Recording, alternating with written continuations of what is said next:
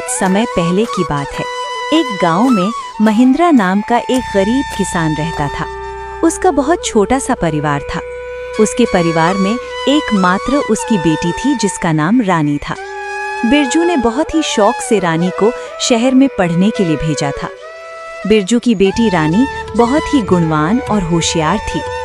उसी गांव में ठाकुर प्रताप सिंह नाम का एक लालची और बेईमान जमींदार रहता था।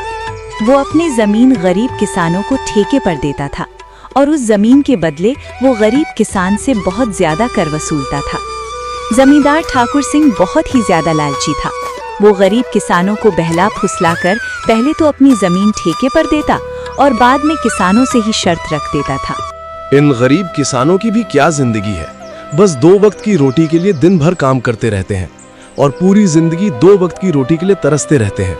और मुझे देखो, मैं बस इन्हें आदेश देता हूँ और समय आने पर सारी फसल हमारे गोदामों में भर जाती है और ये गरीब किसान हमारे आगे जी हुजूरी करते रहते हैं और हमारे सारा काम करते रहते हैं। इसे कहते हैं दिमाग हो तो ठाकुर सिंह के जैसा, वरना ना हो।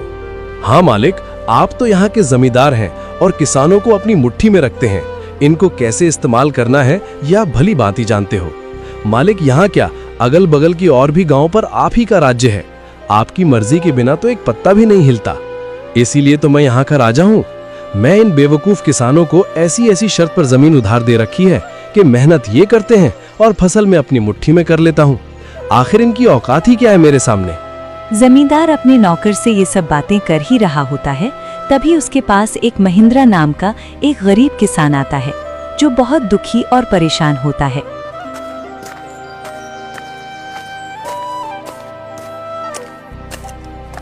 मालिक, मैंने सुना है कि आप किसानों को जमीन ठेके पर देते हो। अरे हाँ भाई, तुमने बिल्कुल ठीक सुना है। मैं अपनी जमीन किसानों को ठेके पर देता हूँ। मालिक, आप मुझे भी अपनी जमीन ठेके पर दे दीजिए। मैं भी आपकी जमीन पर 1 साल के लिए ठेके पर काम करना चाहता हूँ। मेरा नाम महेंद्र है और मैं पास के ही गांव रामपुर में रहता हूँ। अच्छा ठीक है महेंद्र, मैं तुम्हें अपनी जमीन ठेके पर दे दूंगा, लेकिन मैं अपनी जमीन ठेके पर देने पहले कुछ शर्त रखता हूँ, ठीक है?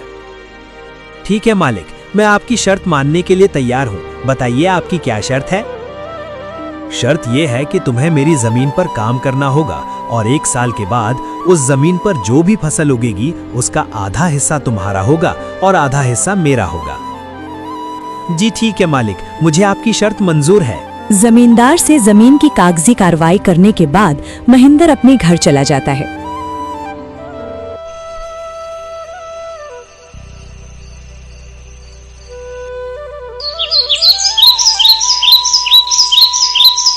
और अगले दिन खेती करने के लिए उस खेत में पहुंच जाता है।